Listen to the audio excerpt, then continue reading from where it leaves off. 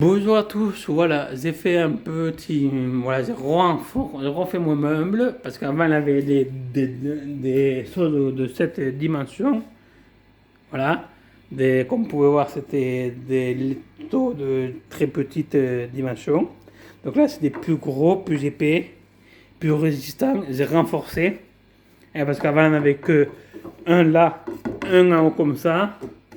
Là, c'est pareil, mais il y en a juste en bas, c'est pas pareil. Là, juste le haut qui est plus, plus, que j'ai plus renforcé que le bas. Le bas, il y en a un pareil qui est toujours en long, un là, un là.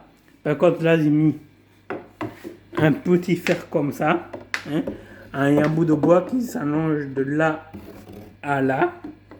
Voilà.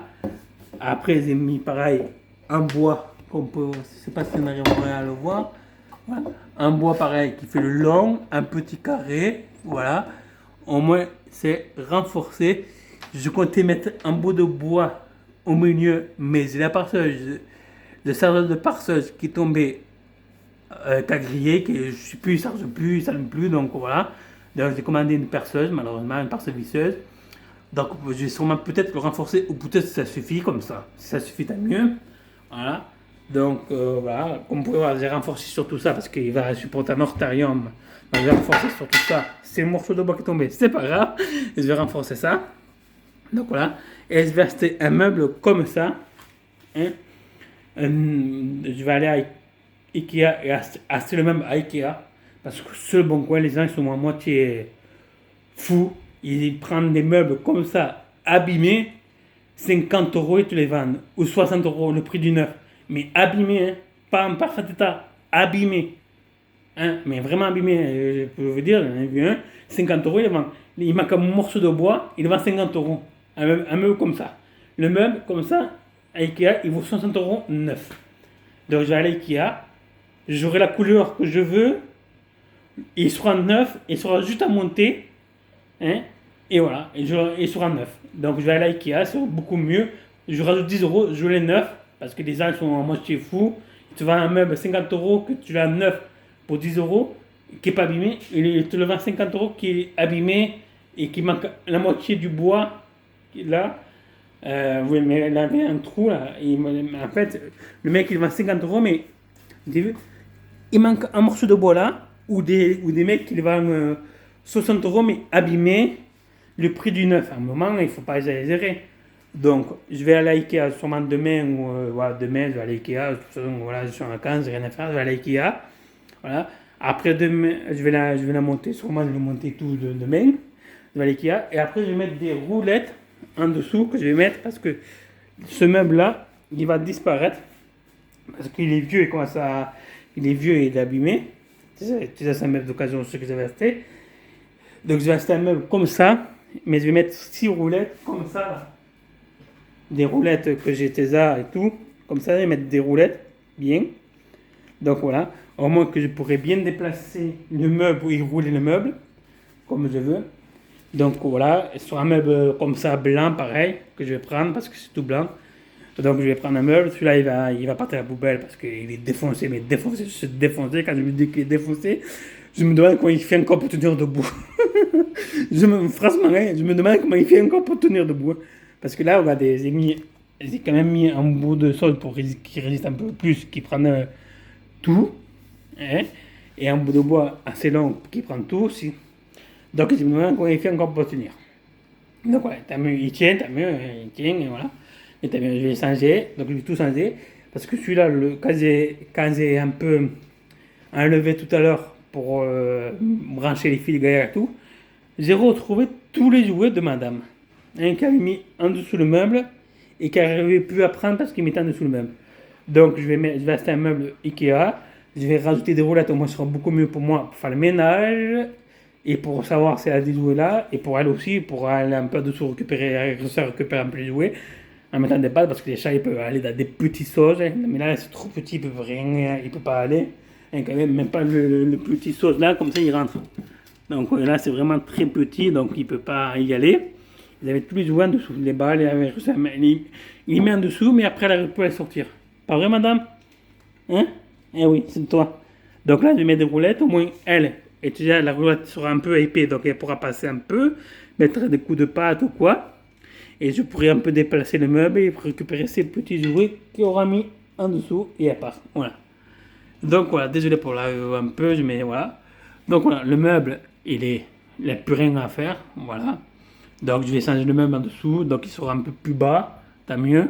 Parce que lui, quand même, il est un peu trop, je trouve. Donc il sera un peu plus bas. Donc tant mieux, je mets des roulettes ou quoi. Je mets des roulettes pour que ça puisse se déplacer, que je puisse déplacer le meuble tranquille, quoi. Déplacer le meuble tranquille. Voilà. Et faire des branchements, si je dois rajouter des branchements ou quoi, voilà, des branchements et tout. Donc voilà. Donc on peut voir, voilà, c'est fait, le meuble, voilà, j'ai changé, j'ai renforcé. Comme on peut voir, c'est toujours branché parce que j'essaye toujours savoir s'il fonctionne.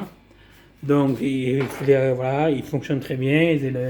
J'ai un autre aussi que j'ai mis là. Parce que là, malheureusement, il est passé là, le fil de la sonde.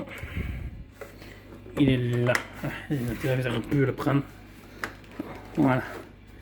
Il est là. Donc je vois la température aussi. Lui, il n'est pas trop bien, ça sonne. C'est une sonde premier prix, mais elle n'est pas trop bien. Donc on ne peut pas se fier très bien à la température qu'il fait. Donc voilà, parce que je peux dire, il y en a une dizaine. De la même chose, ils ne mettaient jamais la bonne température. Donc on ne peut pas trop se fier à cela, mais j'ai quand même mis ça. Donc il dit qu'il fait 32, donc il fait, voilà. Lui on peut un peu plus se fier, je pense. C'est plus fiable celui-là que celui-là que j'ai là. Donc, mais j'ai mis quand même au cas où si ça tombe en panne la sonde là. S'il tombe en panne, je vois une grosse différence de température, je peux voir. Donc là, il n'y a pas vraiment une grosse différence. Là, il y a une différence à propos de même pas, voilà, vraiment pas une différence très grosse de température. Là, 31, il fait 31,8, là il fait 32. Donc à propos, il me fait plus à celui-là et tout, il fait 32, donc il n'y a pas une grande différence dans la température, donc il fonctionne très bien.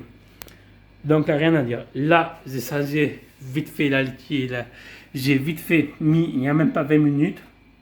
Donc déjà, il a fait ses besoins, donc il va enlever après la vidéo.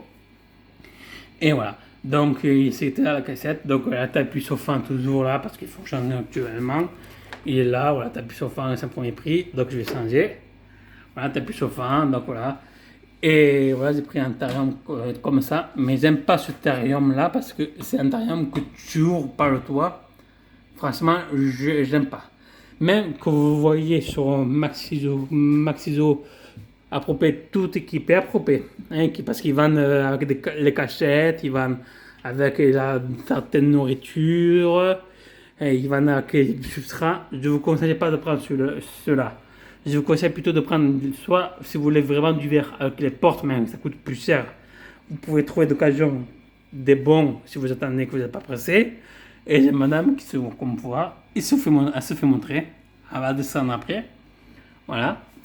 Donc voilà, soit d'acheter intérieurement comme ça en verre, mais à porte, je le conseille. Ou en bois comme ça, ils vendent aussi. Hein, que vous montez vous-même. Donc voilà, donc soit en bois, soit en verre. Si vous achetez en bois et que donc les terrariums seront comme ça avec les vitres, je vous conseille de mettre un petit cal en bois entre eux. Hein, un petit cal. Moi, je vais mettre ceux-là, j'ai deux bambous, donc je vais mettre deux bambous comme ça. Et je me suis remarqué que j'en ai vu un d'occasion que je vais prendre pareil comme ça. Et j'en ai vu que c'est pas le même modèle. Et j'ai appris que ça, c'est un Français, en faisant une recherche, qui les fabrique. Hein? Donc celui-là, ça doit être un premier modèle parce que, comme vous pouvez voir, j'ai mis du... Merde. J'ai rajouté un peu de plexiglas. Il fait 3 épaisseurs. On va dire 3 ou 4. Parce qu'on va dire quand même 3 ou 4 quand même. C'est quand même assez pour qu'il passe le sapin. Donc voilà, j'ai fait ça. Ça doit être un premier.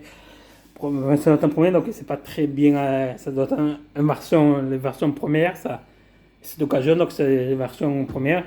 Lui que j'ai vu sur beaucoup, il a l'air un peu plus récent que l'autre. que celui-là que j'ai. Donc voilà. Voilà, donc j'ai mis ça, je vais acheter un orteil comme ça, et je vais passer parmi le capacitaire, je vais passer capacitaire et tout, parce que je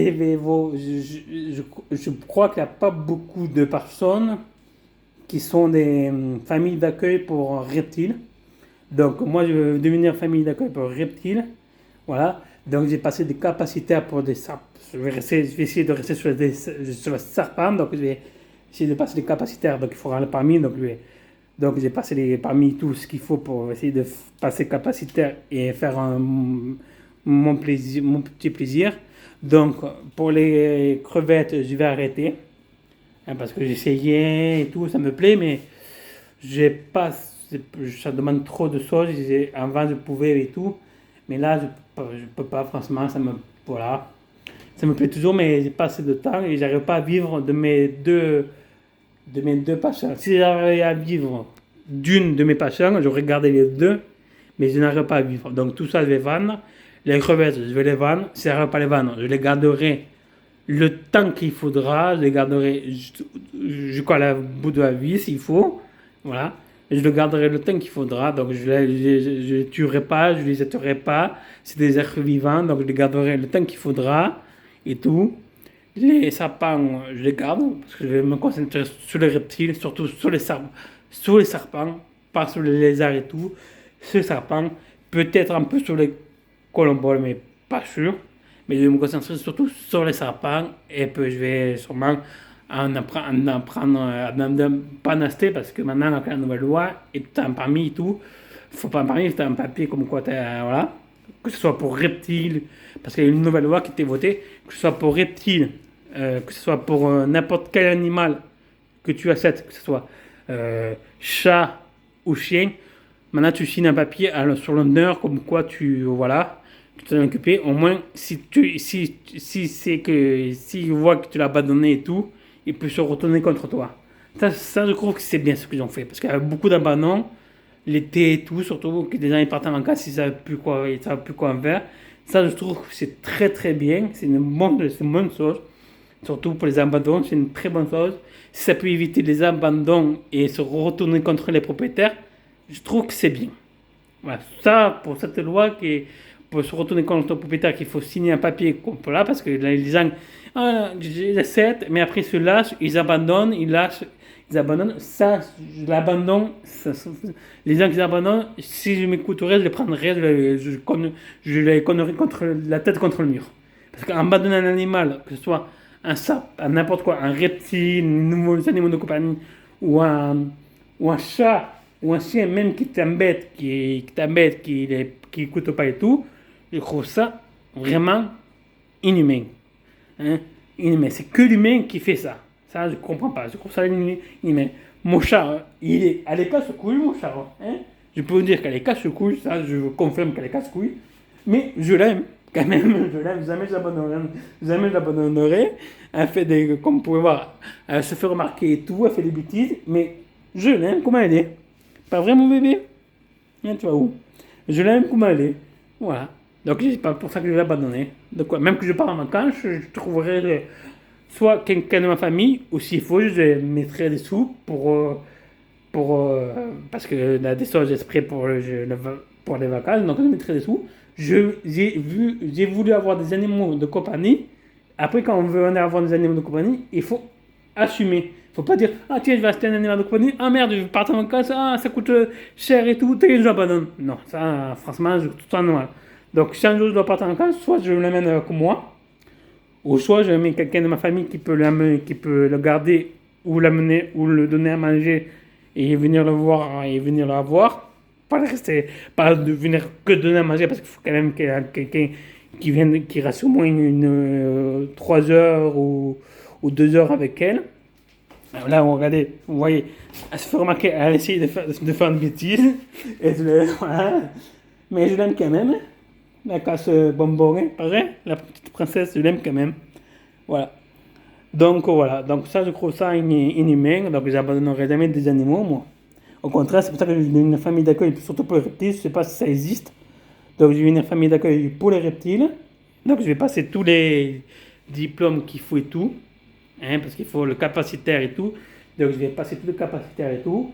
Et moi c'est un rêve. Donc si j'arrive à faire ce rêve, je serai heureux. Voilà, c'est pas, je vais pas ouvrir une boutique pour vendre, moi, c'est pas mon but recherché. Si j'arrive, tant mieux. Mais mon but recherché, c'est surtout aider les animaux. Donc, je trouve qu'il y a beaucoup de choses pour les, ça, pour les, pas ça, mais pour les, quand même assez de choses pour les chats et les chiens, mais des animaux, des nouveaux animaux de compagnie, hein, tout ce qui est reptile, je trouve que j'ai jamais entendu parler de famille d'accueil pour reptiles. Donc moi, je vais essayer de passer capacitaire et peut-être me lancer sur ça, mais surtout pour les reptiles. Je vais me lancer, donc je vais bien m'équiper, je vais passer la capacité qu'il faut. Donc, comme tes familles d'accueil, tu ne choisis pas ce que tu veux comme reptile, donc je vais passer des capacités qu'il faut. Voilà, mais pas des reptiles dangereux, hein. Bien sûr, pas des reptiles catégorie, je crois, A, c'est les dangereux. Donc, tout ce qui est catégorie B. Donc, voilà. Donc, tout serpent qui est catégorie B. Donc, voilà, je vais faire tout le nécessaire. Si je peux faire famille d'accueil, tant mieux. Je pense que ça n'existe pas, mais peut-être oui. Mais c'est rare en France. Donc, voilà, je sais qu'à l'étranger, il y en a, mais en France, je crois que c'est très rare. Mais je compte, s'il faut, je compte participer à ça, à ma manière et tout. Donc, voilà, je vais vous laisser. Je vais enlever ce qu'elle a fait, ce qu'il a fait, où il a fait, parce que je serai vendredi le sexe de mes deux animaux, sympa. Donc, et je vous dis à plus tard.